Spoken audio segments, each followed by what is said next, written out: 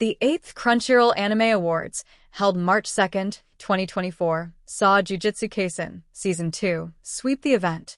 Jujutsu Kaisen 2 won Anime of the Year, making it the first series ever to take Crunchyroll's top prize twice. Its director Shota Gashizono also won Best Director, and Jujutsu Kaisen picked up 11 awards in total. The Anime of the Year nominees that year were all major titles: Ashi no Ko, Chainsaw Man, Bocce the Rock, Demon Slayer, Swordsmith Village Arc, and Vinland Saga, Season 2. Jujutsu Kaisen S2 beat these out, reflecting the popularity of MAPPA's action-heavy lineup. Besides AOEY, other major awards echoed this trend. For example, Best New Series went to Chainsaw Man, Season 1. Suzume, Makoto Shinkai's film, took Best Film, and Buddy Daddies, a new original series, surprisingly won Best Original Anime. Demon Slayer, Swordsmith Arc, another juggernaut, won Best Animation and Best Art Direction in Genre Awards. Jujutsu Kaisen won Best Action, while Attack on Titan Final Season, Part 1, won Best Drama. Demon Slayer claimed Best Fantasy, beating nominees like Mushoku Tensei Season 2. Spy Time's Family won Best Comedy, and Horimiya, The Missing Pieces won Best Romance. Character awards went predictably to big names. Luffy won Best Main Character, Gojo Best Supporting, Anya Forger won the Must Protect category again. Song awards were also dominated by hit tracks. Yosobi's Idol, from Ashi no Ko, won Best Anime Song. And both opening and ending themes from Jujutsu Kaisen S2 won opening/ending sequence awards. Many fans and critics noted a popularity bias in the results. The awards were overwhelmingly dominated by the year's biggest shonen hits. In fact, critics observed that Jujutsu Kaisen, Chainsaw Man, Demon Slayer, One Piece, Spy Time's Family, and similar juggernauts took home 29 of the 32 awards. All 6 Anime of the Year nominees were action-heavy, mainstream titles, and winners tended to be series with huge fan bases, particularly MAPPA Productions. Even Crunchyroll's own process, which combines judge nominations and public voting, couldn't prevent this sweep. Judges nominate and vote, so the biggest series inevitably dominate nearly every category.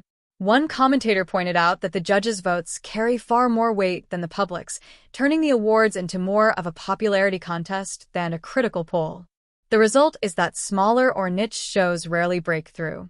For instance, long-running franchise Attack on Titan only won Best Drama and missed out on Anime of the Year, while Vinland Saga Season 2, beloved by many, failed to win any awards despite multiple nominations.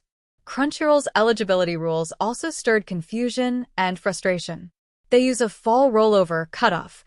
Only episodes aired by the end of September count toward that year's ceremony.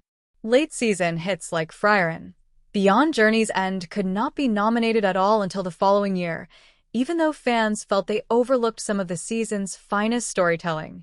Scheduling quirks created further oddities. Only the first batch of episodes from a summer arc were officially eligible, yet fans voted as if the entire story counted. All this fostered a sense that blockbuster series were all but guaranteed trophies, while slower-burn dramas and original titles were overlooked. Some wins delighted viewers, and some defeats enraged them.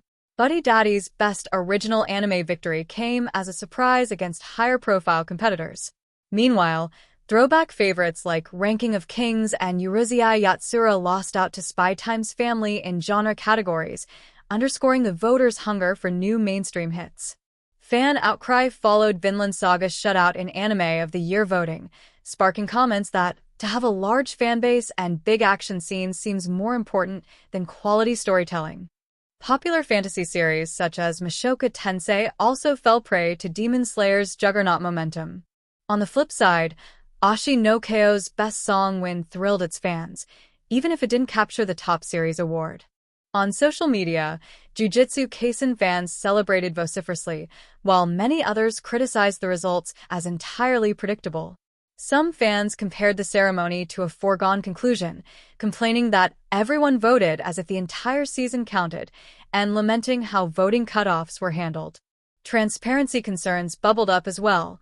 Unlike some award shows, Crunchyroll does not publish raw vote counts. Critics argued that despite millions of public votes, a few dozen judges ultimately decide the winners. Many viewers felt the event had morphed into a popularity contest, dominated by stalwart franchises. Crunchyroll employs a two-stage system. First, a panel of industry figures and influencers nominates contenders in each category. Then, public voting opens for about 10 days, allowing one ballot per user per day. Judges also cast votes in parallel, and though the exact weighting is undisclosed, judges' ballots decisively tip the scales. Crunchyroll insists this balances expert opinion with fan enthusiasm, but critics counter that the very same judges who select nominees end up carrying the most influence, reinforcing the blockbuster bias.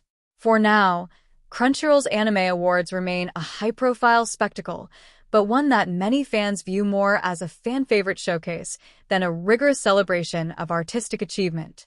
Elliott fans continue calling for reform, full fan voting with transparent results, rotating juries, or even genre quotas to ensure narrower appeal series get their moment. Until then, expect next year's ceremony to look eerily similar, unless the underdog movement actually takes hold.